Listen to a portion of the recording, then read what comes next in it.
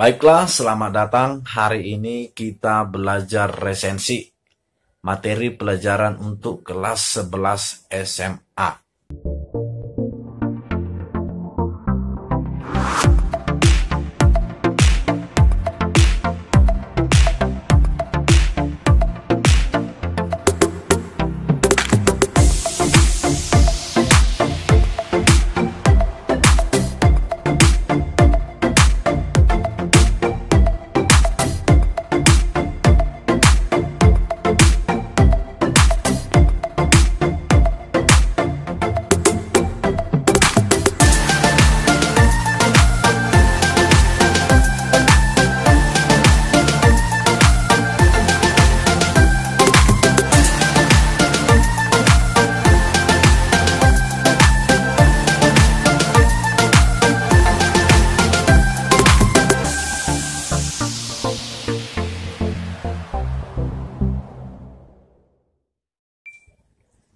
Baiklah, kita mulai. Resensi.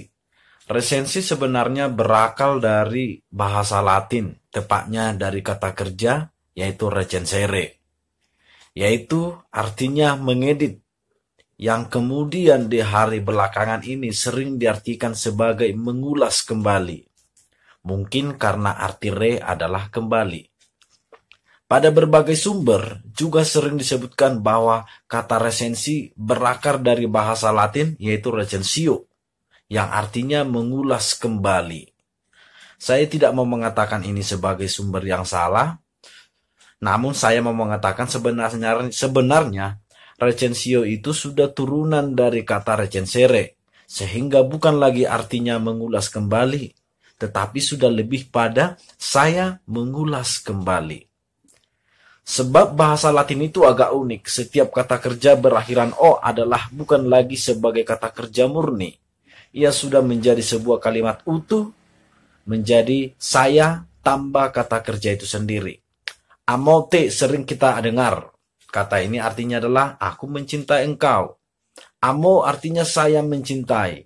Kalau mencintai saja, tanpa ada saya di depannya, berarti harusnya amare. Amo menjadi saya mencintai. Demikian halnya dengan recensere. Recensere berarti mengedit atau mengulas kembali, sementara recensio adalah saya mengulas kembali. Jadi akar kata dari resensi itu sebenarnya recensere. Itu yang benar. Baiklah, saya pikir sudah jelas bahwa resensi adalah sebuah penilaian terhadap buku. Kata kuncinya menilai buku. Untuk apa dinilai? Untuk menentukan apakah buku itu layak atau tidak. Kalau kemudian layak bagi siapa? Remaja, anak-anak, dewasa, wanita yang sedang mencari pacar, wanita yang pengen jomblo terus, dan sebagainya. Jelas ya? Resensi adalah menilai kelayakan buku. Baik, sekarang kita mulai topik unsur-unsur dalam sebuah resensi. Sekarang perhatikan coba unsur-unsur resensi yang ada di samping. Baca sekali lagi. Pertanyaan kita, apakah sebuah resensi mesti memuat ketujuh unsur di atas? Idealnya begitu. Namun di lapangan akan banyak resensi yang kalian temukan, di mana ketujuh unsur di atas tidak dibuat secara lengkap. Biasanya pendahuluan dihilangkan, atau bahkan rekomendasi pun sering dihilangkan. Sekarang kita bahas unsur yang pertama, judul. Judul resensi tidak sama dengan judul buku.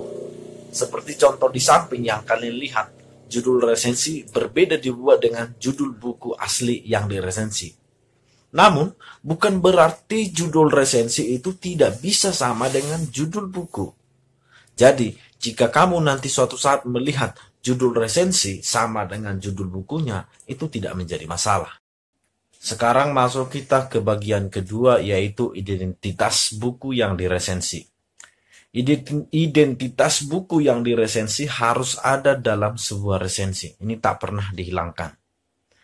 Identitas buku ini biasanya dimulai dari judul buku, judul asli jika buku itu adalah terjemahan, judul terjemahan jika buku itu memang terjemahan, lalu siapa pengarangnya, apa penerbitnya, dan masih banyak bagian-bagian yang lain. bisa disebut sebagai cetakan keberapa, tebal bukunya berapa, jenis sampulnya dibuat dari kertas apa, dan masih banyak lagi menyangkut gambaran luar dari fisik buku tersebut. Oke, sekarang masuk kita bagian selanjutnya, yaitu pendahuluan. Pada banyak resensi mungkin kita akan menemukan nanti di mana peresensi atau resentator tidak membuat pendahuluan. Nah, pendahuluan ini biasanya adalah dibuat dengan cara memperkenalkan pengarang buku. Apa tujuan tersembunyi atau tujuan dari peresensi meresensi buku tersebut? Apa alasan peresensi meresensi buku tersebut? Apa latar peresensi membuat resensi tersebut? Untuk lebih jelasnya, kamu memperhatikan contoh kedua di samping. Sekarang masuk kita ke unsur berikutnya, yaitu isi resensi. Sebelum kita masuk ke topik ini, perhatikan contoh dari buku terbitan pemerintah di samping tersebut. Setelah kalian melihat contoh itu, saya pikir sampai di sini kalian sudah mengerti dan paham apa itu isi resensi.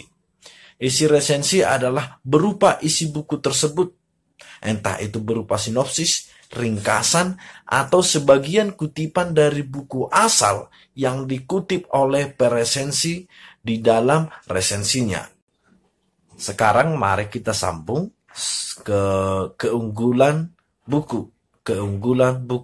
Sebelum kita sambung, saya mau membeberkan satu hal, bahwasannya sebenarnya resensi itu bisa kita sebut sebagai promosi bersifat ilmiah di luar advertorial. Karena itu, banyak sekali penerbit, jika seorang resentator atau seorang penulis resensi berhasil menuliskan resensi dan dimuat di berbagai media, para penerbit tersebut akan mengirimkan buku-buku kepada penulis resensi. Enak sekali menulis resensi. Boleh dikatakan meresensi adalah membaca yang berbayar. Banyak media dulunya menerbitkan resensi. Di Sumatera Utara ada koran analisa yang terbit setiap hari Rabu. Di Kompas setiap hari Minggu. Di koran Jakarta bahkan dulunya setiap hari. Di basabasi.co, portal bagi para sastrawan di Indonesia ini, terbit setiap hari Sabtu yang disebut dalam kolom rehal. Sebelum kejauhan, apa itu keunggulan? Saya pikir dengan melihat contoh di samping, kalian sudah paham apa itu keunggulan dalam sebuah resensi. Sekarang masuk kita ke unsur kelemahan. Dalam unsur kelemahan, seringkali resentator atau penulis resensi membuatnya dengan bahasa yang bersayap, seolah-olah kelemahan itu bukan kelemahan dari sebuah buku. Kadang misalnya dibuat begini. Bahasa dalam buku ini terlalu berat sehingga orang yang kurang perbendaharaan katanya tak cocok untuk membaca buku ini. Banyak yang bisa ditinjau untuk kemudian dinilai apakah buku itu lemah atau tidak. Sebut misalnya penokohan dalam cerita yang dibuat terlalu sederhana atau terlalu rumit. Gaya bahasa yang terlalu vulgar, terlalu banyak membuat bahasa asing, dan semacam yang lainnya. Intinya, kelemahan adalah nilai minus yang dianggap oleh penulis resensi terdapat dalam buku yang diresensi tersebut. Sekarang kita sampai pada unsur yang terakhir, yaitu penutup dalam sebuah resensi. Dalam berbagai resensi, bisa saja ini tidak disebutkan secara gamblang. Intinya, penutup adalah bagian penilaian secara menyeluruh oleh penulis resensi terhadap sebuah karya yang diresensi. Pada bagian ini juga, peresensi bisa sekaligus merekomendasikan buku itu cocok dibaca oleh siapa saja. Intinya, penutup adalah evaluasi penulis. Bisa dibuat dengan banyak bahasa. Misalnya kita sebut seperti ini. Dengan segala kekurangan dan kelebihan buku ini, paling tidak buku ini memberikan contoh kepada kita bahwa bla bla bla bla bla bla dan sebagainya. Semoga kalian paham maksud saya, bahwasanya penutup itu adalah bagian evaluasi atau rekomendasi dari penulis. Sekarang masuk kita ke bagian terakhir, yaitu analisis kebahasaan resensi. Analisis kebahasaan resensi berarti kita fokus kepada teks resensi.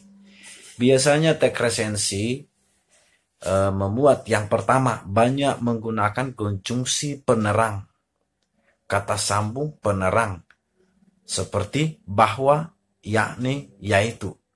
Kenapa disebut penerang? Karena itu menerangkan kata-kata yang akan mau dijelaskan. Saya ambil misalnya contoh, saya mengetahui hal itu. Hal itu adalah hal yang masih belum terang. Hal itu bisa kita terangkan dengan menggunakan kata bahwa. Saya mengetahui bahwa buku itu sudah banyak diperjualbelikan di toko-toko. Itu misalnya dengan menggunakan kata bahwa. Yang kedua, banyak menggunakan konjungsi temporal seperti sejak, kemudian, lalu, akhirnya, setelah itu, sebelum itu, dan masih banyak lagi. Yang ketiga, banyak menggunakan konjungsi penyebaban atau sebab akibat, kata karena, kata sebab, oleh sebab itu, oleh karena itu, dan yang terakhir, banyak menggunakan pernyataan berupa saran atau rekomendasi pada bagian akhir teks. Misalnya, sebaiknya buku ini dibaca oleh A. Seharusnya, hendaknya, ada baiknya. Pokoknya disambung dengan bahasa-bahasa yang menyatakan saran atau kritik dan semacam yang lainnya. Nah, sebelum kita akhiri, ada 2 soal yang saya kutip dari ruang guru di belakang video ini. Semoga kalian bisa menjawab. Kalau pada akhirnya nanti kalian tidak bisa menjawab, nanti kalian bisa menjawab dengan melihatnya dari deskripsi di dalam video ini.